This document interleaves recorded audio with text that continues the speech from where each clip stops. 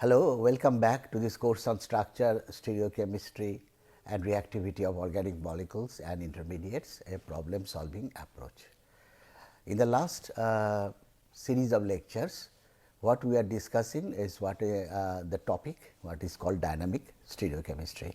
Again I repeat, dynamic stereochemistry is basically the study of stereochemical aspects in a dynamic process, and that dynamic process could be a chemical reaction or it could be a conformational change. Okay. We have discussed the addition to the carbonyl to a carbonyl compound, which is having a stereogenic center, an sp3 stereogenic center, or what is called a chirality center at the alpha position. Okay. And at the alpha position, we have different groups of different sizes, different polar character or different chelating ability, and depending on that the molecule adopts a particular conformation, and that is what is shown by Cramp's rule or Cramp's model, and in that conformation the reaction takes place from the side of the smallest group. Okay. And the other model that we discussed was the Felkin's model, which is kind of a stereoelectronic requirement for a conformation to be adopted by the molecule, in which the large or the polar group has to be orthogonal to the carbonyl, which enables sigma star to pi star conjugation, and that lowers the overall pi star of the carbonyl, so that the nucleophile can add its electrons or it can interact providing its HOMO and the pi star acting as the LUMO. So, that gap reduces and the reaction takes place in that favored in that conformation, where stereoelectronic factor stabilizes the transition state. Okay. Today, we will be discussing kind of a cyclic system now, where this rotation, which was possible in the molecules that Cram or Felkin's were using, were actually flexible molecules. That is why they can adopt a particular conformation. But if you have a rigid conformation or a conformationally biased system, I told you that these are called enantiomeric systems. So, conformationally biased systems, and if you have a carbonyl group, then it may be possible that the two faces of the carbonyl could be different, could be diastereotopic. Okay. And if it is diastereotopic, then the question of the rate of attack by the nucleophile comes into play. Okay. And there is there could be a preferential attack from one side or the other. Okay. So, let us talk about the reduction of the simplest carbonyl system, which is the cyclohexanone, but we need to have a conformationally biased system. So, we will put a tertiary butyl group at the 4th position of the carbonyl, so that the molecule becomes conformationally biased. Okay. So, what we will be discussing is a system like this, and the reduction of these systems. Okay. Now, the reduction of carbonyl can be carried out by hydride mediated reagents, hydride mediated reduction processes like sodium borohydride or lithium aluminum hydride, or there are derivatives of sodium borohydride, those are possible. Okay. Now, the other way of reducing carbonyl is by dissolving metal in liquid ammonia, okay, like sodium in liquid ammonia, and you need a proton donor in the form of an alcohol. In both the cases, what you get is an alcohol, and in both the cases, interestingly, the major product is the equatorial alcohol. Okay. However, this is major, and in this case it is not only major, it is almost exclusively, this is almost the exclusive product that is formed, almost the exclusive, around 99% of this equatorial alcohol is obtained. Here it is measured, it is greater than 90%. Okay. However, the selectivity is more in case of the metal ammonia reduction. Okay. We will discuss both these reduction processes.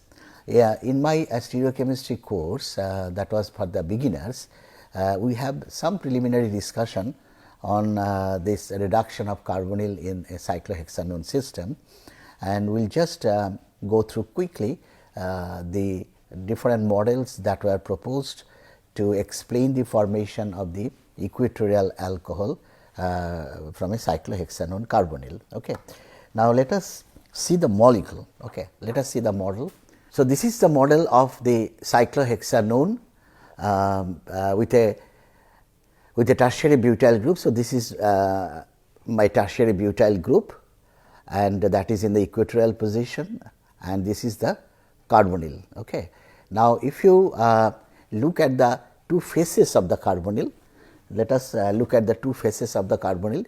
This is one face, that is what is called the, it is at approaching from the axial side, because the approach from this side makes the hydride which is ultimately attached to this carbon axial. So, this is the axial approach, and there is another approach that is from the opposite side, that is from the equatorial face, and that is the hydrogen ultimately becomes equatorial. So, this is the equatorial approach and that is the axial approach, and these two sides or these two faces are actually diastereotopic, because because you get diastereomers out of these reduction processes. Okay. Now, one can visualize very clearly one thing or notice one thing very clearly, and that is, if the approach takes place from this side, remember the approach is actually according to the Bargy-Dunich principle. If it approaches from this side at an angle of 107 to 109 degrees, then what happens? You see that it is actually very close to these axial hydrogens. Okay. So, there is some 1,3 diaxial interactions for this operating for this approach. On the other hand, the equatorial approach does not have this 1,3 steric interactions. Okay. So, the people might think that the hydride should approach from the equatorial side, and that should result an axial alcohol. Okay. That should result an axial alcohol, and but the result is that you get the equatorial alcohol. Okay. So, that means the steric factor is overridden by some other stabilizing factor which is operating when the hydride approaches from the axial face. Okay. So, let us discuss that. Okay. Now, there are initially people thought that since equatorial alcohol is the stable product, is more stable than the axial alcohol. So, the reaction is guided by the stability of the product. Okay. So, first model was based on product stabilization or product stability. Okay. Now, product stability will guide a reaction only when the transition state will mimic the product. Okay. That means, the transition state is closer in energy to the product and not to the reactant. Okay. That happens only for an endothermic process.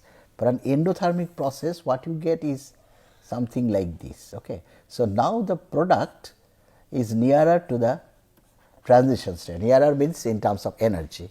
So, the transition state will resemble the product here. However, these type of reductions are extremely exothermic reactions. Okay. So, exothermic reactions, if it is exothermic, so the curve will look like this. Okay. So, the transition state cannot resemble the product. The transition state cannot be correlated with the energy of the product. On the other hand, it should be correlated on the energy of the starting material, but the starting material is actually only one starting material. Okay. The starting material is basically bifurcating into two products. Okay. So, the question is whether the model based on product stability is tenable or not. It is certainly not tenable because these reactions are exothermic. So, product structure or product stability will not decide, cannot decide on the preferential formation of one product. Okay. So, that is gone. The second one was basically what is given by Felkin. Felkin's explanation was that, again I bring the model, again show you the model, and if you see the attack from the equatorial, let me turn it this way. If you see the attack from this side, from the equatorial side, you see that there is these are the hydrogens, the axial hydrogens at C2 and C6. So, there is a torsional strain, or say they are kind of very close to eclipsing each other. Okay. So, there is a kind of torsional strain that is now operating when it approaches from the top. So, there is a torsional strain which is basically generated by the C2 and C6 axial hydrogens. On the other hand, the top approach, that means the axial approach, has 1,3 diaxial hydrogens. So, that interaction. So, these two interactions are opposing each other. According to Felkin, that this interaction, the torsional strain, again I just show you the torsional strain. So, when the nucleophile is approaching from this side, so you have a torsional strain like this. Torsional strain. And when it is approaching from the top face, that means the axial face, these hydrogens. So, now the nucleophile approaches from here. So, you have steric strain between this nucleophile and the 1,3 diaxial hydrogens. So, this is your 2, this is 6, this is 3 and this is 5. So, these two are opposing each other, and according to Felkin, the torsional strain is greater than the steric strain generated due to 3 and 5 axial hydrogens.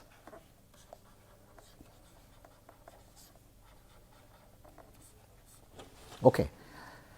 So, that is Felkin's model. Still, that is a little bit debatable, because it is hard to believe that the torsional strain will be higher than the steric strain, even if it is higher, but greater than 90% yield is extremely difficult to explain by this model. Okay. So, there is a third model, which is the Siplak model. Okay. Now, the Siplak model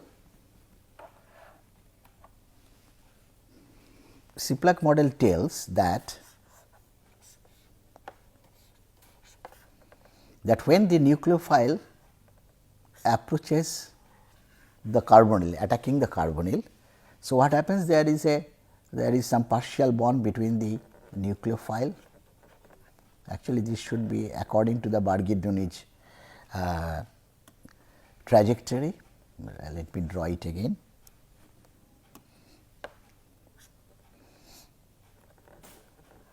So, something like this, so this is the nucleophile attacking from the equatorial face. Okay. So, when this sigma bond is formed, at the same time you will be forming an antibonding, a sigma star orbital also. Okay. So, this is one situation. Now, this is the sigma star of what? Of the carbon nucleophile, that partial bond. Okay.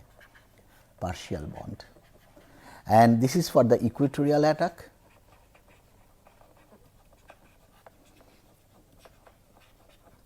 And for the axial attack,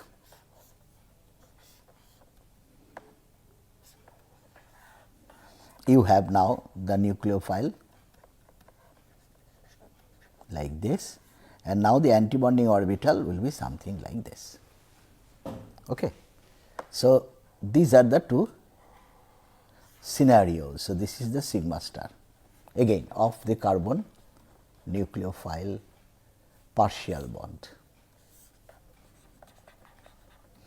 Now, the question is, what is the stability of these two transition states? Is there anything which stabilizes, any factor which stabilizes these orbitals, okay, by some conjugation? So, what Siplak suggested is that these hydrogens at C2 and C6, these hydrogens, so they have basically they have something like this.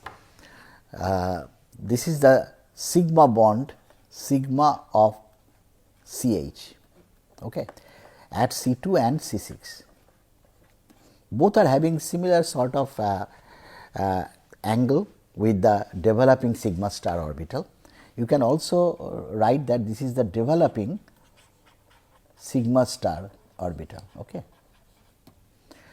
And you see that they are not orthogonal, they are certainly not orthogonal, and their angle is much less, so that there is lateral overlap that is possible. So, yes.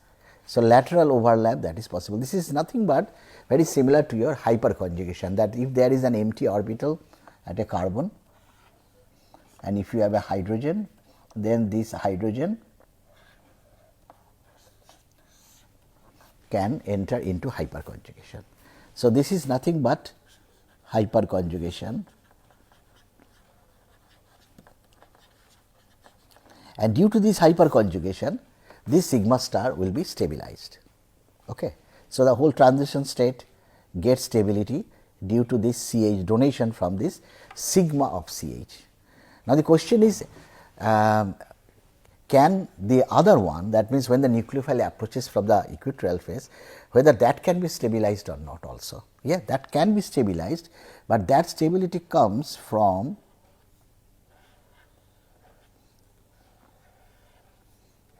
donation from CC. See, now you have, although this is not, there is some angle now between these two, the orbital, the directions of these orbitals. However, there is still possibility of lateral overlap like this, but this is, remember, this is overlap between carbon-carbon sigma with the sigma star of the that is developing. Okay. Now, obviously, the donation power of carbon-carbon is less, much less than CH. Okay. If that be the case, then this will be more stabilized. And if this is more stabilized, that means there is preferential approach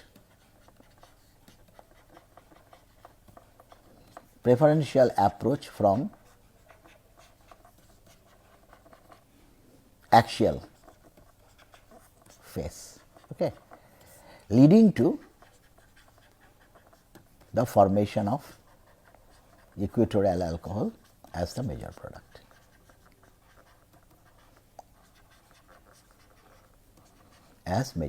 Okay. Now, if we now compare these two models, Felkin's model and Siplak model, the success of Siplak model over Felkin's model lies in these examples. Like if you have, suppose I put a cyanide here and a cyanide here, okay, and then I am trying to reduce the carbonyl. So, we know that now what is happening, if you put electron withdrawing groups here, so these carbon-carbon bond will be even less able to donate to the developing sigma star orbital. Okay. So, in that case you expect even higher amount of axial attack, that means equatorial alcohol. On the other hand, if you have donor groups attached to these centers, say like methyl. Okay. Then what will happen? Then the ability of these carbon-carbon bonds to donate to the sigma star increases a little because of the electron pushing by the methyls, and so you will see little less of although less of or loss of preference, I can say. See, you have to use the right word. If you say less, that means that the actual alcohol, equatorial alcohol will be less. That is not true. It is basically the preference, the degree of preference, I can say the degree of preference is lowered. Okay. Now, if you this can be, so this substitution effect can be quite easily explained by Siplak's model. However, this Felkin's model cannot explain these type of observations, because Felkin's model is basically there is no stereoelectronic factor. It is basically this torsional strain which remains the same whether there is cyanide or there is methyl, that does not matter. Okay. So, it fails to explain the substitution effect. So, that is one of the success of the Siplak model. Okay. Now, let us discuss the other type of reduction, that is the reduction by the dissolving metal in liquid ammonia. Okay.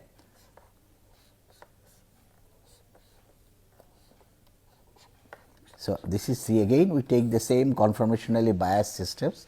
So, you have a metal and liquid ammonia, and you have a proton donor which is ROH. Okay. Now, the mechanism of this reaction is basically that the metal ion, the metal goes to metal ion with release of one electron, and that electron is added to the carbonyl carbon. So, what you get is basically this one. Okay, this is what is called ketyl radical. Ketyl radical. Okay. Now, this ketyl radical is quenched by the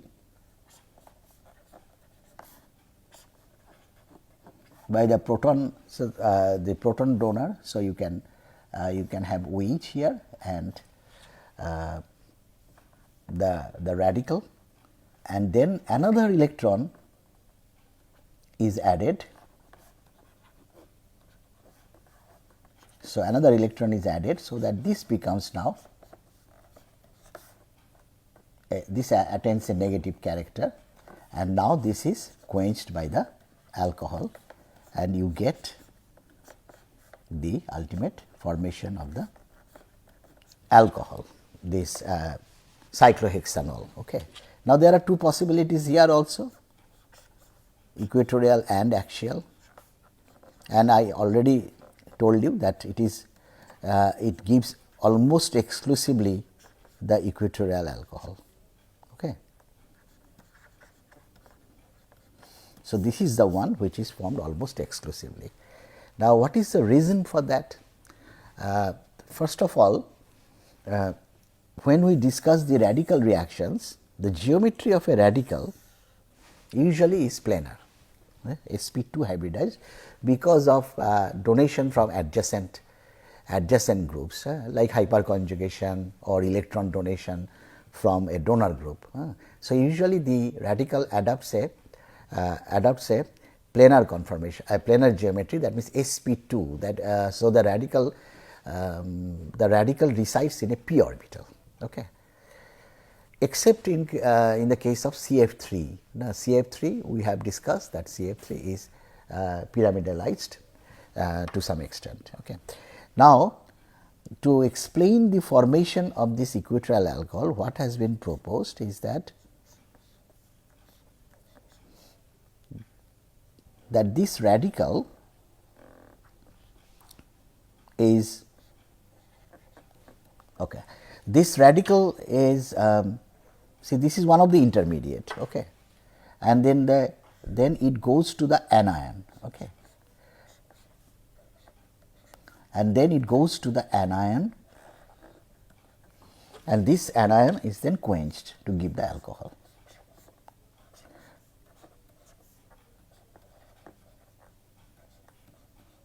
So, one thing is clear, that we know that these anions like the nitrogen lone pair that can undergo inversion. Okay.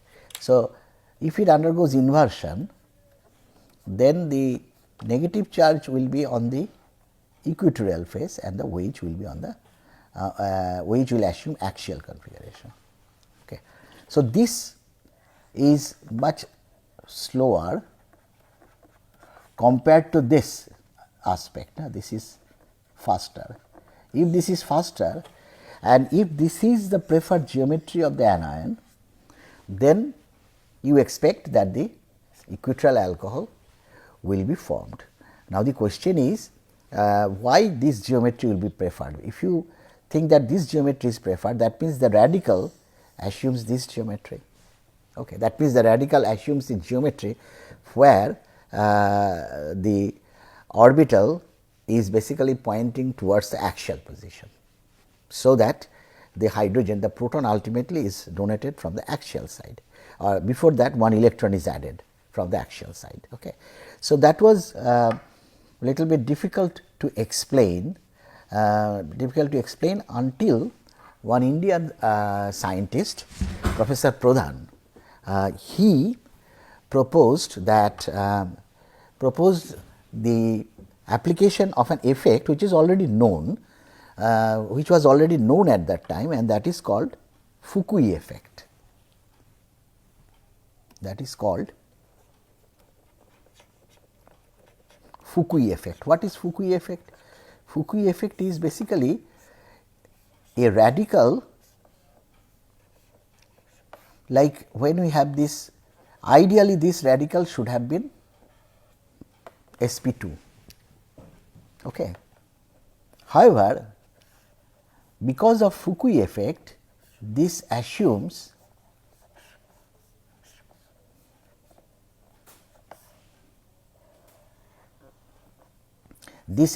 a kind of sp3 character, or not purely sp3, but what we can say that the orbital is more elongated on the